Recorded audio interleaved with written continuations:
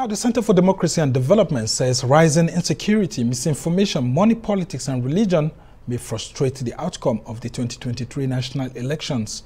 In a report titled Nigeria's Presidential Polls, a SWOT analysis, CDD raised concerns over the safety of election personnel, voters and material, as well as the hurdles that politics will face as cases of kidnapping, violence and insurgency persist.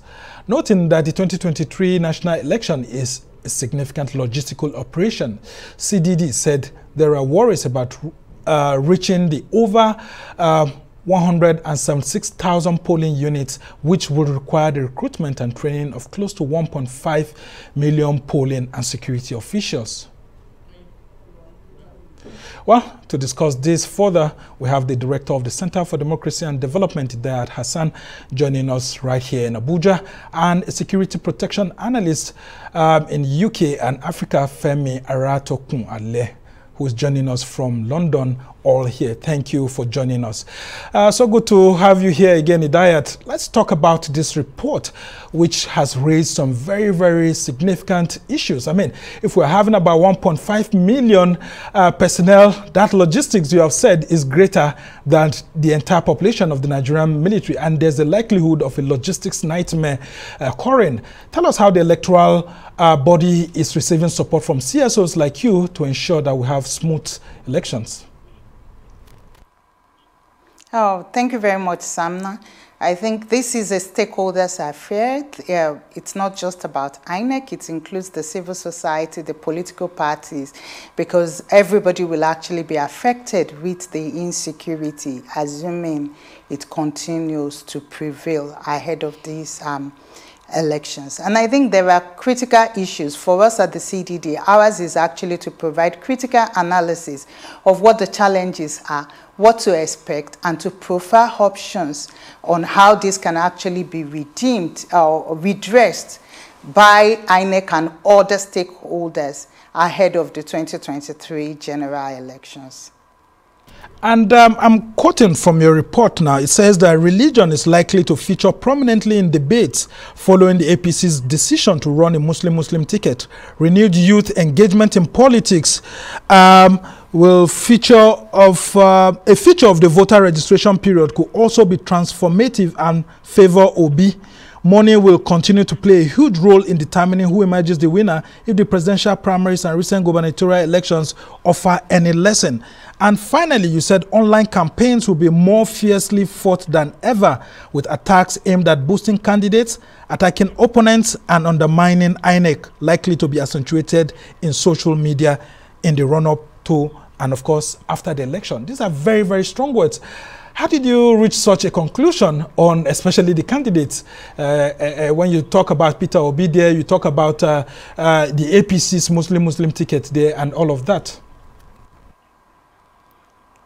Oh, thank you very much. A part of the report actually looked at the calculations in these elections. And this we did looking at historical data and prevailing circumstances. And these are initial analysis. As we go into the campaign, it's actually bound to change. But some things are really constant, for instance. If you put the role, the new renewed voter registration, actually, the renewed voter registration exercise, you find that more young people have registered to vote. And even in the Osun elections, for instance, we saw the important role young voters made and were able to sway that elections. Any of those young people, if you have actually been monitoring both online and offline, are actually a pro-Obi candidate. It doesn't necessarily, we did not say that he will win the elections.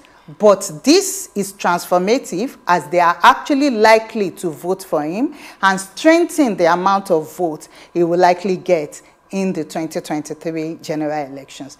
As it relates to the social media, we have consistently monitored the social media and influence operation in general as parts of elections, as we've come to the conclusion that what happens on election day does not necessarily, is not determined by that day activity. Elections could be well determined before the election day itself, the polling date. And if you look at the online campaign, it's already fiercely monitored. We have more than 40 people looking at this point in time, both within and outside of the CDD. It's a TikTok elections. Videos are being made to actually legitimize or delegitimize candidates. A lot of, in fact, the kind of campaign we are witnessing, we have not witnessed it in previous years. In 2019 elections, we did an aggregation using Twitter data of 33 million tweets. We saw 19.5 million of 19.5% automation rate. And we found that 44% of these tweets were from the diaspora. By the time we finish analyzing this data for 2023 elections, it is going to be serious. And we even posit that most likely some of those online campaigns might transform offline, where people will actually be targeted. And these are really important for planning purpose, also in terms of the outcome, because the outcome of the elections could just be challenged by perception of what people see online, thinking that it actually translates offline. So there is a need to give enough attention to the online in these forthcoming elections, not only in the transformative role it can actually play in boosting candidate profile, but more for the spoiler role it is actually likely to play in the legitimacy of the outcome, or even denying other candidates of votes. Okay, Aratokun-Ale, and I'll bring you in. Let's talk about how these issues that they have raised at the CDD could affect the outcome of the elections, and of course election security. She has said that in their thinking, the marketing of candidates online could actually not only end online, but it could go offline and then lead to violence and all of that. How do we prepare for such as a country? Thank you again for having me. And I think I really need to give a very round of applause to IDAYAT for mentioning the TikTok election coming up in Nigeria. That's a good one. I'm not expecting that, but yes, thumbs up for you for mentioning it. However, we need to look at this security issue and this 23 election coming up in 3 different ways: before the election, during the election, and after the election. Before the election, who are the big players now? Who do we need to look into when it comes to the pattern of security architecture that should be on ground?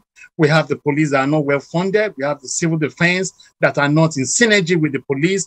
And we have the military that have been overstretched for all this issue of insecurity that we have within the Northwest, within the South, and again, around the nation as a whole.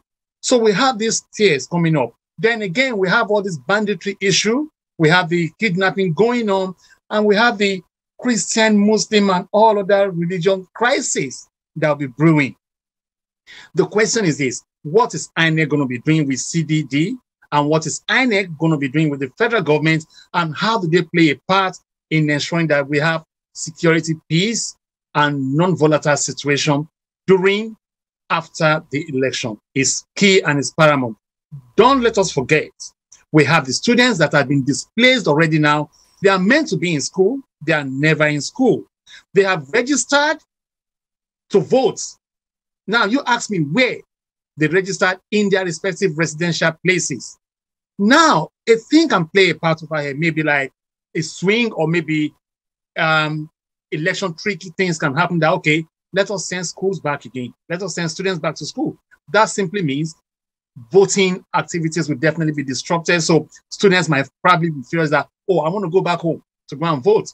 Again, we have to look at the road security. We have to look at safety of students. We have to look at parental concerns as well, as in what will happen and stuff like that. We're not really looking into this youth member service corps that we're going to be using as volunteers to help and to contain a whole lot of activities that INEC will be doing as well. So the question is this: what is CDC's plan going to be with INEC and the federal government? I'm not yet done. I'm not yet done. One more thing.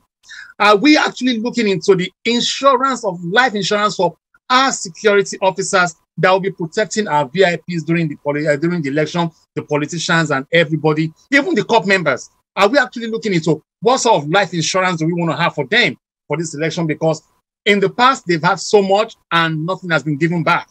In the past, we've done so much. At the end of the day, it's all stories.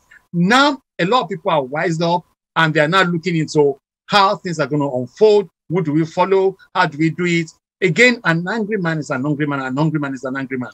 Food might be a problem for all these security and volunteers during the election period.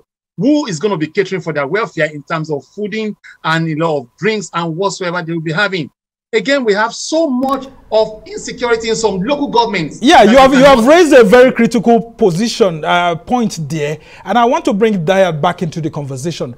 IDAYAT, he talked about the issue of safety of ad hoc staff that will be involved in the election, and then of course even security personnel themselves. Now we've seen that sometimes when the core members are not so sure of their safety, they refuse to go to polling units to conduct elections. How can that lead to violence if people who have been waiting to cast their votes and they don't see the election officials? How can that result into violence, and what do we do in such circumstances? I think that the violence, it would not just be people refusing to turn up to do the electioneering exercise. We should actually focus on the fact that the safety of voters, safety of electoral officials, safety of security personnel, and of course the materials are actually in contest in these particular elections, particularly in the northwest and the southeast of the country. And this might actually lead people to even refuse to deploy to work for INEC in these elections. And it's so easy. I think the answer there is there for us. The government will have to install peace and order in all the affected parts of the country ahead of the 2023 elections. And we do have a precedent for doing this. You will recollect that in 2015 elections, we had to postpone for 6 weeks. Thank God we do not need postponement now because we have 6 months before the elections. These 6 months should actually be used for a clearance operation of all the affected areas of the country. Beyond that, of course, there will need to be some kind of negotiation, some winning the hearts and minds of the people, so they will also participate in these elections. We still have a far time ahead, and this is the essence of this report, that we have to draw attention of stakeholders to this very important issue, which will even impact and affect the votes of the political actors in the elections. Okay, and just before I bring Femi back, you also talked about inconclusive elections, that it's not going to be so prominent in the 2023 election as the new Electoral Act defines the issues of overvoting in terms of accredited voters as against registered voters. What were you trying to convey in that so that Nigerians will fully understand what you mean?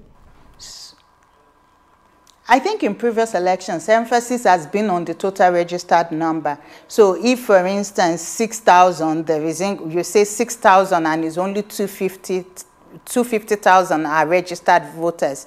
Okay, let's say 500 are registered voters in that place and only 50 has actually come up. The margin of lead, this will now be completely different because it's the total number of accredited that will actually that will be used to determine, not the total number of registered voters. This is very positive in this regard. So they will have lesser place to return to, nor even the use and instrumentalization of violence might not make any particular difference in this regard. So when you look at the Electoral Act 2022, actually, it has a lot of far-reaching amendments that will actually boost the confidence of, that should boost the confidence of citizens in the whole electoral process and even reduce the hurdles INEC has faced in previous elections. But that will depend on the prevailing circumstances, security, the action of the non-state actors themselves or the political parties. These are all important points. And I think I should add a footnote. We are just focusing on insecurity at this point. During the same period, we recorded, looking at ACLED data, between January and July 2019, 29, we were able to record 126 violence incidences, political violence incidences across 30 states of the Federation, with May and June recording the highest number of incidences, which tells us that maybe we are not even looking, political violence still remains a challenge for us to deal with in these elections. All right, Femi, with the president's directive to the armed forces to ensure that terrorism and other forms of insecurity are cleared away by December, what do you make of such an order to the armed forces? Well, it's a very good directive from the presidency, so to say. But however, are we giving them enough room to let them operate the way they want to operate? Because they are the one, within this battlefield. They understand what they're going through. They understand their well-being and their mental situation. And I think it's high time we end this situation of banditry and insecurity within cross-border in the country today. But if things are not done the right way, it's not going to pave a very good way into the 2023 election. But having said that, let me put Arise TV, Arise journalists, Arise press crew into this scenario now. Are you guys actually given any form of training program in terms of your own security and safety? Do you have any backup program at all that, okay, these are the situations we need to face and this is how we're going to tackle it? This is where we need to now start looking into security training program for close protection officers and security customer service. How do we deal with the member of the public that will be coming to the polling stations? How do we control the crowd? This is where we need to now understand what is called crowd control management when it comes to this election. I don't think we're looking at all this. We just talk security in general, but we need to now start dividing it. And 6 months, just like Idaya said, is enough. To me, it's not enough. The time is now, and we need to act fast. How about online security? How do we ensure that people maintain their sanity in the midst of an online space that is becoming very, very divisive? Online security is a key issue as well, but however, it's never been physically put down that they're going to physically abuse themselves. Whatever they translate online is coming down to physical division offline, and that simply means we're going to see mass people attacking each other. How is Tinubu going to be welcome in the east? How is Obi going to be welcome in the north? How would they welcome Atiku in Port Harcourt? Are we thinking about all this at all? So there's are online issues going on, and I think it's high time for INEC to call the players, the whole presidential contenders, and the governors into a sitting room and tell them that, look, enough of all this is enough. If you allow your team to be attacking each other, it's going to have a decisive effect on this run-up to general election in 2023. And not only that, from December, we're going to be seeing different things happening. We might probably come again to the table, and we won't see a good thing to talk about.